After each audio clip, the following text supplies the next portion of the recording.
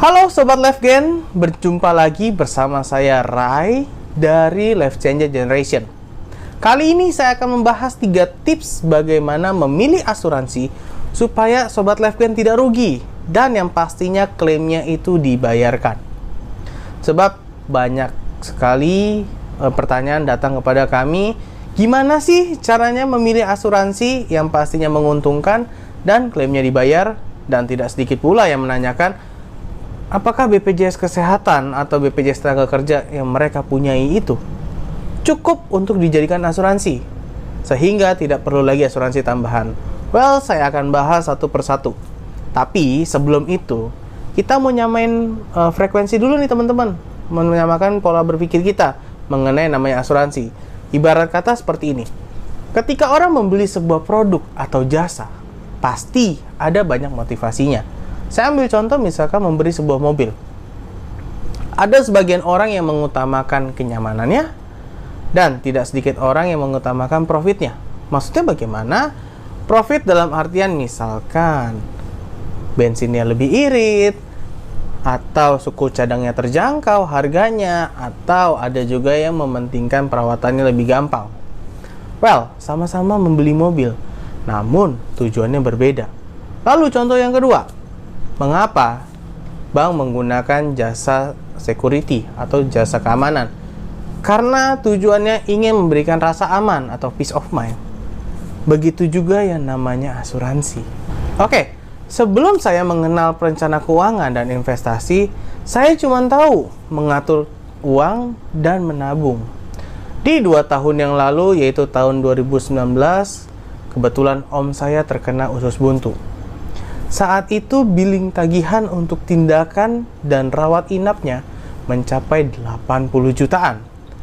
Jikalau pada saat itu income beliau misalkan 40 juta per bulannya, berarti biaya tagihan rumah sakit tersebut setara dengan 2 bulan gaji beliau.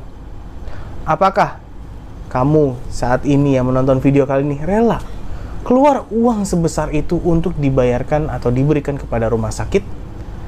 Kalau kamu bisa memilih saat ini, kamu lebih memilih dibayarkan sendiri atau lebih baik dibayarkan oleh asuransi? Sekarang kita vote dulu ya. Kalau kalian lebih memilih dibayarkan sendiri, silahkan dislike video ini. Tapi kalau kamu memilih dibayarkan melalui asuransi, silahkan like video ini. Nah, buat kamu yang memilih dibayarkan asuransi, saya ingin memberikan 3 tips dalam memilih asuransi. Kita mulai dari tips yang pertama. Belilah sesuai dengan kebutuhan kamu. Ketika membeli sebuah asuransi, kamu perlu tahu kebutuhan kamu saat ini apa. Misalkan, apakah kamu butuh asuransi kesehatan, asuransi jiwa, atau asuransi kritis? Nah, kalau kamu belum memiliki asuransi sama sekali, saran dari saya, mulai dari asuransi kesehatan. Karena setiap orang yang sehat pasti bisa sakit. Banyak sekali contoh di luar sana orang yang menjaga pola hidupnya terkena penyakit juga.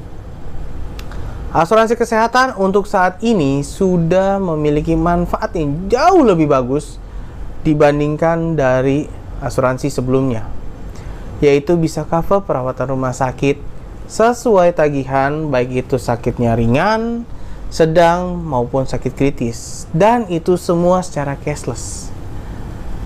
Lalu kemudian teman-teman bisa ambil asuransi sakit kritis. Asuransi sakit kritis memiliki tujuan, yaitu sebagai pengganti income yang menggantikan kita ataupun si pencari nafkah pada saat dia menjalani pengobatan yang mengharuskan kita mungkin untuk stop bekerja ataupun income-nya dipotong karena kebanyakan ngambil cuti. Well, yang terakhir adalah asuransi jiwa. Asuransi jiwa bertujuan untuk membiayai kehidupan keluarga atau orang yang kita cintai. Oke, kita masuk ke beberapa hal yang biasanya ditanyakan oleh beberapa orang yang sedang mencari asuransi. Yang pertama, apakah ada asuransi yang mengcover satu keluarga, suami, istri, dan 2 orang anak? Ada kok Sobat LiveGen. Ada asuransi yang bisa mengcover satu keluarga.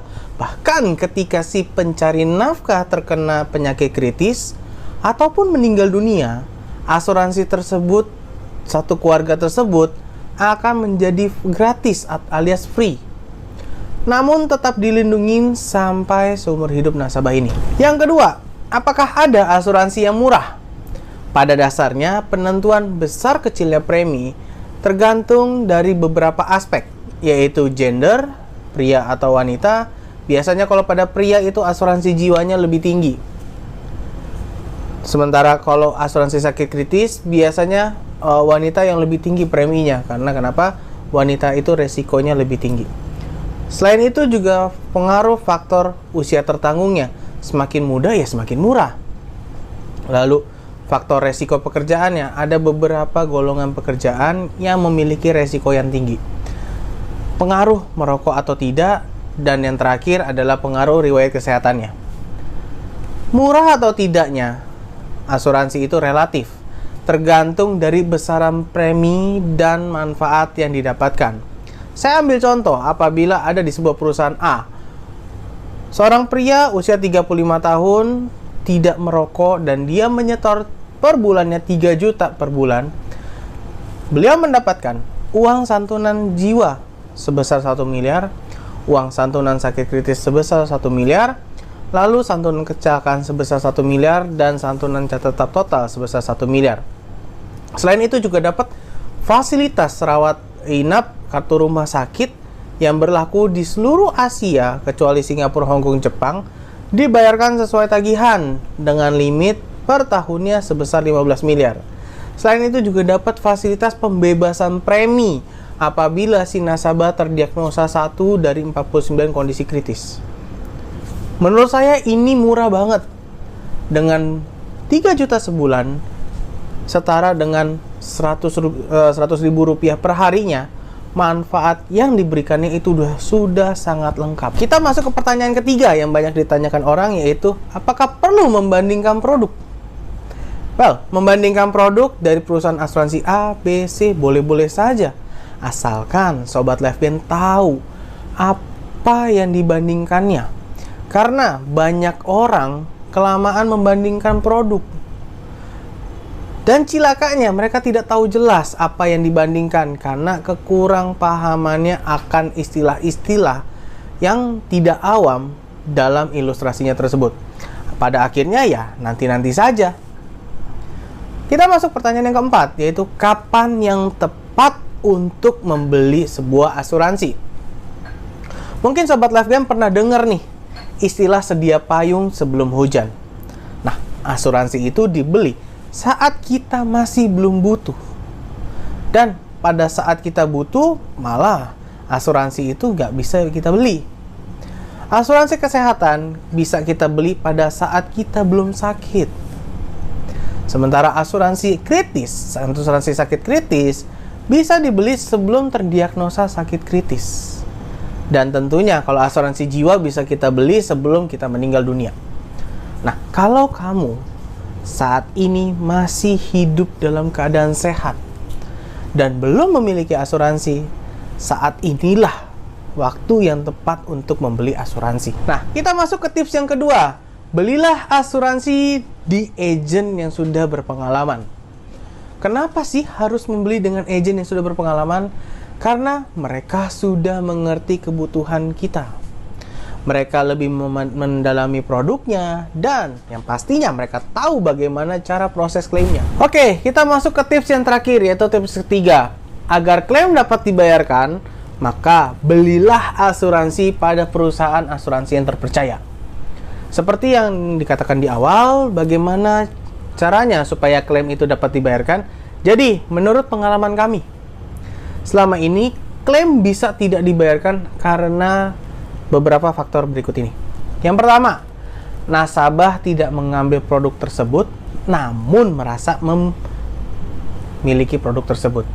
Biasanya ini terjadi karena faktor kurangnya penjelasan yang diberikan dari agennya pada saat di awal menawarkan produk asuransinya. Lalu yang kedua, polisnya sudah mati atau lapse. Telat membayar bisa menyebabkan polis tersebut mati. Dan nasabah tidak menyadari hal ini. Padahal biasanya nasabah akan menerima pemberitahuan apabila ada kegagalan dalam pendempetan. Dan yang ketiga, prosedur masa tunggu. Setiap perusahaan asuransi memiliki kebijakan masing-masing dalam menentukan masa tunggu ini berdasarkan pertimbangan manajemen risiko di perusahaan tersebut. Contoh, untuk kartu rumah sakit, itu baru bisa digunakan di hari ke-31 setelah polis disetujui. Ataupun masa tunggu 30 hari untuk santunan sakit kritis turun ke rekening nasabah ketika nasabah terdiagnosa sakit kritis, yaitu 80 hari semenjak polis itu disetujui. Nah, kita harus mencari sebuah perusahaan asuransi yang memiliki kondisi keuangan yang bagus dari tahun ke tahunnya. Konsep sederhananya adalah pilihlah asuransi yang sehat secara keuangan, karena mereka akan membayar semua klaim nasabahnya apabila terjadi klaim. Salah satu rasio keuangan yang digunakan untuk mengetahui kemampuan keuangan perusahaan asuransi adalah RBC atau Risk Based Capital, yang artinya kemampuan perusahaan asuransi dalam membayar seluruh klaim. OJK mensyaratkan minimal RBC adalah 120%, yang artinya perusahaan asuransi dapat membayar 1,2 kali dari kebutuhan klaim. Maksudnya apa? Apabila terjadi klaim seluruhnya atas nasabah tersebut, perusahaan asuransi tersebut bisa tetap survive dengan sisa 20% dari dananya. Oke, semoga tips-tips yang tadi telah saya sharingkan kepada teman-teman dapat berguna dan dapat membantu teman-teman di video kali ini. Dapat membantu teman-teman dalam memilih asuransi yang tepat. Apabila teman-teman ada pertanyaan lainnya yang mungkin belum saya bahas di video kali ini, boleh teman-teman tanyakan di komen bawah ini. Atau teman-teman juga boleh DM langsung ke Instagram saya. Linknya nanti saya kasih di deskripsi di bawah. Nah, saat tidak menentu seperti ini, ada baiknya Sobat LifeGain luluhkan hati untuk mempercayakan perusahaan asuransi yang menanggung semua biaya-biaya apabila terjadi sakit. Jadi kita bisa tetap fokus ke hal yang lainnya. Oke, sampai di sini dulu. Sampai ketemu di video selanjutnya.